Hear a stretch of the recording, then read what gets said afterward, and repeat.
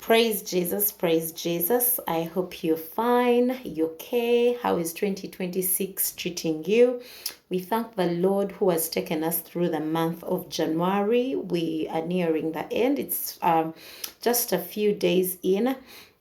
And we also want to congratulate Ugandans upon the voting process. We were voting for our new leaders. Leadership is from God, so we thank God for the successful election process and that we are alive, irrespective of all the turmoils and all the nitty gritties that went on, that we are still alive and He has given us a second chance. So we want to be more successful 2026 than we were in 2025. So immediately, what do? We indulge, we embark on our spiritual journeys, Father, because we know that a success comes from the Lord. It does not come from anywhere else. The Bible says that whoever protects their gains or protects their home, protects for nothing, or does not have enough protection if God is not involved. Abakuuma ekibuga bakuumira bwereere, Mukama bw'abanga si akuuma. So whatever you do, as long as God is not involved in your work, then it's smoke. It's smoke in the wind. So today we are going to talk about how to attain success. How to attain success. Yes, we also believe that 2025 was good to us, but we want and we are hoping for a better 2025 was good to us, but we are hoping for a better 2026 because we know that our God moves us from glory to glory. We go from glory to glory.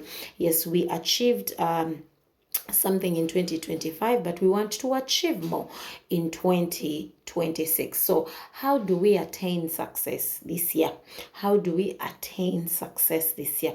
So I'm going to talk about three. I'm going to break my reasons in three dimensions, but it's not that you can only attain success in these three ways. No, you can attain success in so many other different ways, but I choose to talk about these three ways if you want to attain success. And trust me, if you follow them, then you'll be able to attain success in 2026. Let us first define what success is. Success is achieving a desired aim or purpose. When you set a goal and you achieve that goal or you achieve that purpose, then you believe that you've been successful in that, in your achievement of that. But then spiritually, what is success? Spiritually, because when we talk about spiritual things, then we know we are bringing in a higher power, a higher authority. And then we also know that God has a purpose for our lives. There's a reason why you and me were created. There's a reason why you were created. And for that reason, that you were created. When we look at Jeremiah 1:5, it says, I knew you before you were born. I created you. I sanctified you to be a prophet to nations. So for a reason, you were created. So the only way you are successful spiritually is if you walk in your God-ordained purpose, or what we would call your destiny.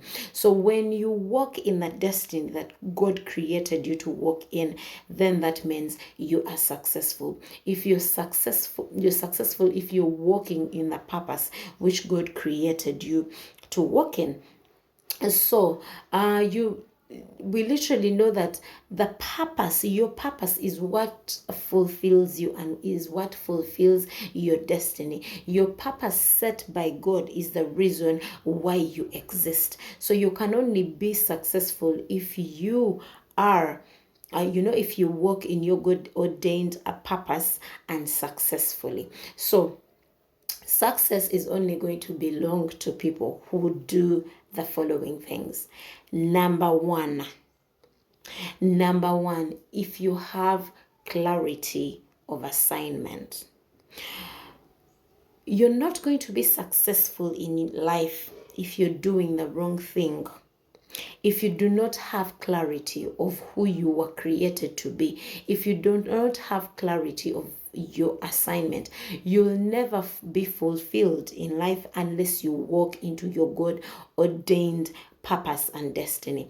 So the only way you're going to be successful in this life is if you have clarity of assignment. If you identify that this is what I was set to do, this is what I'm supposed to do. It does not help you to be everywhere. You see, most of us were created with so many talents. I'll give you an example of myself. I know how to sing, yes. I know how to dream, interpret, yes. I'm an academician, yes. I love fashion and all this. So these are all different talents. But if I come out and, I do this and that and that, it's okay if you're doing them on a smaller scale. But if I focus on everything around me, then it literally means I am going to be an underachiever in everything. You cannot literally focus on all your God-given talents at the same time. You must specify. You cannot be everywhere at the same time. So don't choose so much to focus on. Choose one thing and focus on it daily. Like Julie, like you put your every focus on that one thing. So don't put so much on your plate, and make sure that which you have chosen, you're completely and 100% successful in it. When we're going to, let us read the book of Ephesians chapter 2. Let's go into the book of Ephesians. Ephesians chapter 2, verse 10. Ephesians 2:10. His workmanship created in Christ Jesus for good works, which God prepared beforehand that we should walk in them. So we are God's workmanship. He prepared things for us before time to walk in. So he knows our destiny. He knows what he knows what exactly he created us to be. Yes, you might possess so many different talents, but you cannot achieve all the talents fully. Have something that you invest in. Life is not a rehearsal. Nothing will work for you if you're investing in this, that have something that is the center source of your success. Let's say if you focus on business, put 100% in business, and then the other things you can give them probably 20, and business is your main source that is going to fund the other talents that you have. But you must have, other than that, you cannot say that you are putting all your investments in all other things. You're the same person who is in education, you're the same person in business, you're the same person singing, you're the same person in design, you're everywhere but nowhere literally. People usually ask a question: how come non-believers are successful? How come I pray, I fast, I seed, I tithe, but I'm not as successful? And then yet there's a non-believer out there who is prospering more than me. I want to tell you something. God does not anoint intention. Because you have good intentions, you want to be a business person, you want to be a good this and a good that. God does not anoint intention. God anoints discipline, and God anoints alignment. So when you align with his God-given purpose, then he is going to anoint you. Then he is going to give you, the power to be successful in that particular situation. So the question is, do you know your assignment? Is your assignment clear to you? Do you have clarity of your assignment? Do you know your assignment? Do you know what you were sent to do, or what you're good at?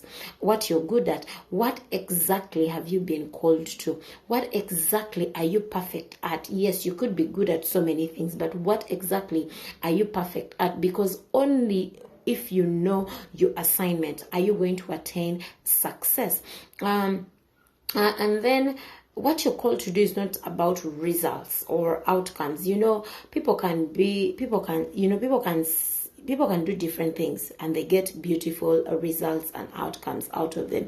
Let's say you can invest in a business and then it comes out well. You could invest, in something else and it comes out well. So when we talk about God-ordained success, we are not talking about what is bringing, good results only. No, we are talking about what God sees.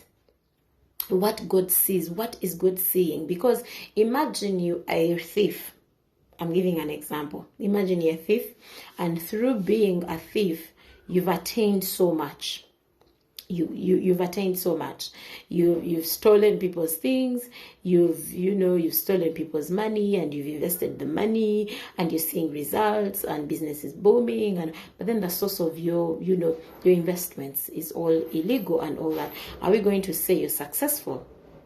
In the eyes of men, probably you could be successful. That's why we are saying do not focus on outcomes. But we are looking at what God sees. What does God see? When you talk about your assignment, what does God see? Is he looking at it as the desired mechanism in the spirit? So there's a difference between outcomes and results and what God sees. And there's a difference between outcomes and then the divine mechanism in the spirit of what you are meant to do. So when we talk about total and full and success, we talk about the divine mechanism of the spirit. What was I created to do? What am I walking in alignment with God?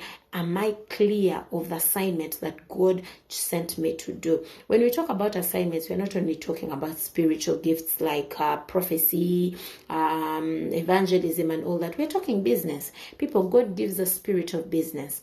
God gives a spirit, when you see professionals out there, there's a spirit that makes someone successful in their own a profession. So it's not only about a ministry, it's about the whole round of who you are in your assignment. So there's literally a difference between creation and formation. Creation is divine and it's by God. Then formation is by man. Most times we form things ourselves. Most times we form businesses. We do things that we think we are good in. But then what were you created to do? Find that assignment. Find that purpose for which you are created to do. And when you fully downloaded that assignment and you're clear about that assignment, you will find that you won't have to labor so hard. If you're working in your assignment, you won't labor so hard. Things will come easy because you are aligned. So find that assignment. Be clear of your assignment. So our number one way to attain success this year is to have clarity of assignment. Let's be clear on what God sent us to do. Number two, how do you attain success? Is master your appetite. Master your appetite. When I say master your appetite, I'm not only talking about food.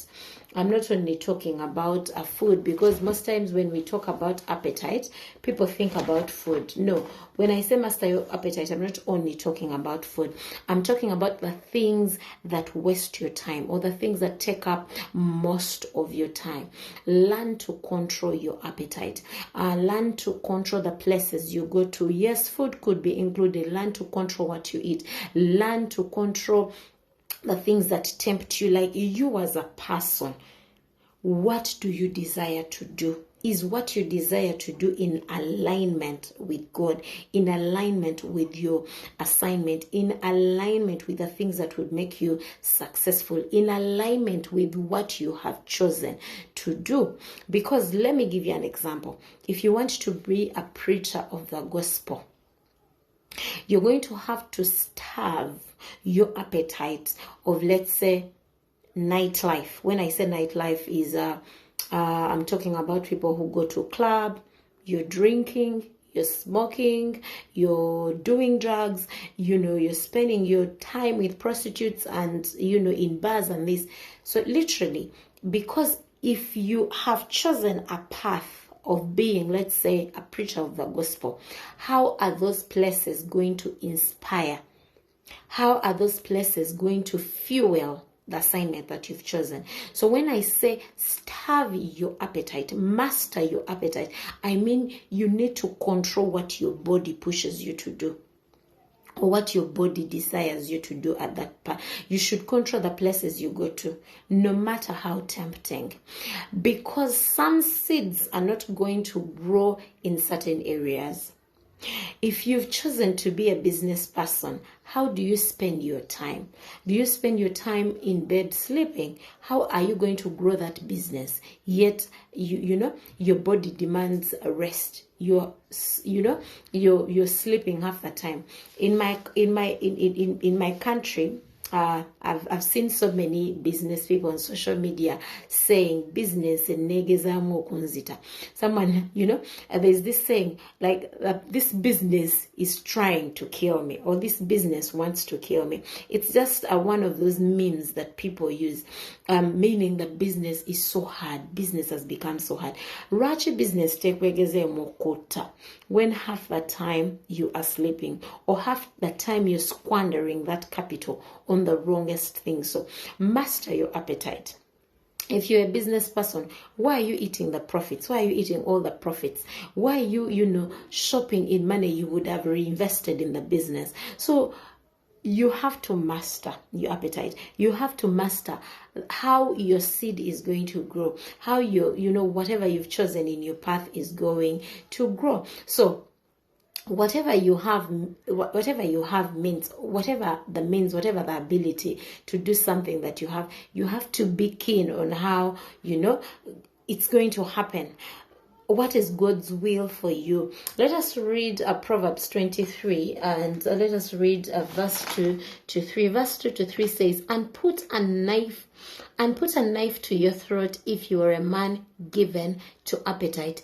Do not desire his delicacies, for they are deceptive food. Anything that takes you away from your purpose, you should starve. You should, if it means to put a knife on your throat, just like Proverbs 23 has said, then do that. But what must happen is you must starve. If that which your body desires does not blossom the assignment you've chosen, then you must starve it.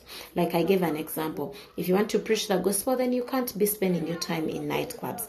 If you want to be, let's say, a successful profession, you know where you're going to spend most of your time: in books, reading, researching, doing this and that. So you cannot spend your time, just traveling and enjoying life, and then you expect to be a good doctor, or you expect, not that you shouldn't do those other things, you should, but then because you've chosen a particular path or assignment, then you're going to focus much of your time into doing those things. If you've chosen to be a spiritualist, then you're going to spend most of your time probably researching the word, listening to men of God that have made it, getting inspirations here and there, so that you can also develop in the assignment you've chosen. So you shouldn't feed the appetite, but rather feed the assignment. Feed on the things that are going to grow that assignment. Do not just be in this new year because the calendar reads 2026. No, you must change. But the calendar may be reading 2026, but you're still in the same routine of the things you did in 2025. You must change how you see life. You must change the things that you feed your soul, you feed your mind. You must be clear, okay, if I want to go back to school, prepare your mind to that. Know that there's waking up early to read. If you want to start a business, research on the business that you're going to do. Only then will you be successful, because you've cut out what your appetite wants to feed on. Another reason, and it's going to be our last for today, is develop consistency of devotion. Develop consistent of devotion.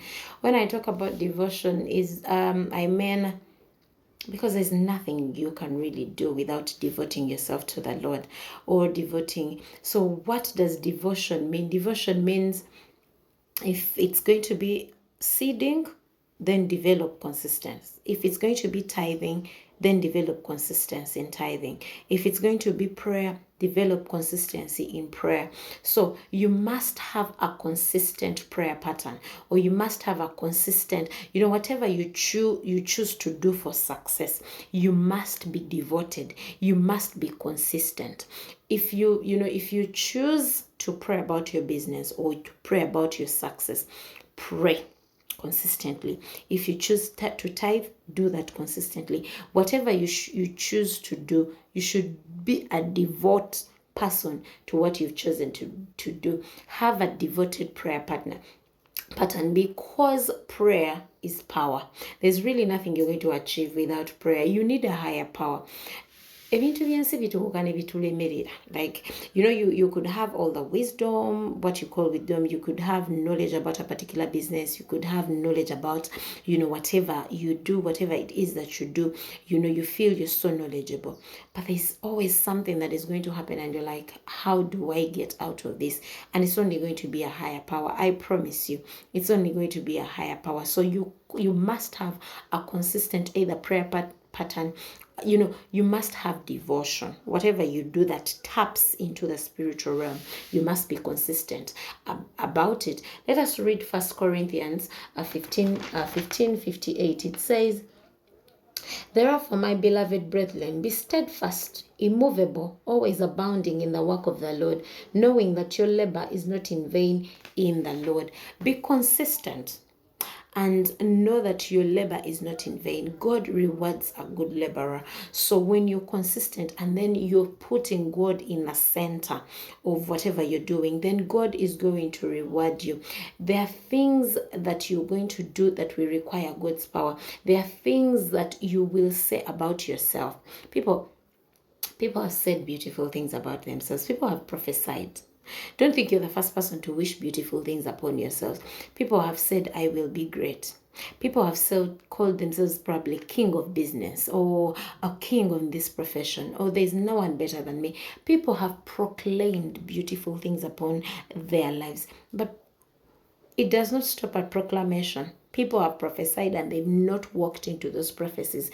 There's something that backs up the prophecy. It's not just a desire that you desire to be, over and above everyone else and it will just happen. Boom, Victoria is the best in this. No, there has to be a superior power that will literally make you that. So, saying that I shall be great, saying that, these things will happen to me. There are so many other people who have said that before, but they have not achieved their desire probably because of sin or because of witchcraft or because of so many other things they've not achieved. But only God can give you the power to achieve. It has to take more than a statement. There has to be power. There has to be, an overhead power that will make you be that great person that you want to be.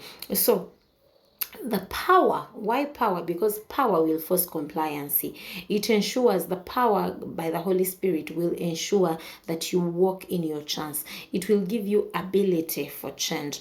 Remember, the race is not to the swift. The race is not to the very educated. The race is not to the talented. The race is not, to those who have mastered the work.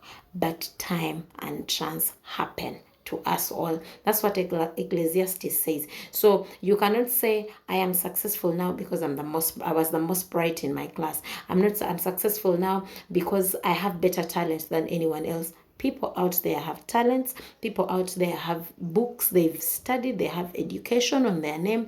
People out there have money, capital to invest. You've seen people who invest. They have capital. They move from one business to another. They have the capital to invest, but whatever they start fails. Why? They lack devotion. They lack power. A power that, forces compliancy. So that's the power that you need, and you're only going to get that power if you're consistent with your devotion, either through prayer or whatever way you're going to tap in as the supernatural. So therefore, you only succeed if you put God first. That's the only way you're going to succeed fully, and you're going to only succeed if you're consistent with the things of the Spirit. So let us read Proverbs 19:21. Proverbs 21 says, There are many plans in a man's heart, nevertheless, the Lord's counsel. There are many plans in a man's heart, nevertheless, the Lord's counsel is what will stand. So, like we've seen, you have so many plans. You have the talent, you have the capital, you have the education to your name. But what does the Bible say? You have so many plans, but it's only the Lord's counsel that will stand. So if you know that it's only the Lord's counsel that will stand, why aren't you devoted to Him? So you develop your consistency in devotion, develop your muscle, your prayer muscle, develop your relationship with God, and only then will you succeed. So those are the 3 ways I've come to speak about today. Have clarity of assignment. That is number 1. Starve your appetite. That is number 2. Make sure you're in the right place at the right time. For that which you've chosen to pursue, make sure you are getting you're seeding in the right place. Make sure you're feeding your purpose rightly, that you do not eat or you do not involve yourself with everything that your body appetite desires. Then number 3, devote yourself to the Lord, because there are many plans of a man's heart, but only God's counsel will succeed. I hope that we have learned something in this topic. Let us go out there and succeed, because we said we are moving from glory to glory. 2025 was good to us, yes, but we need to see a better 2026. Ciao.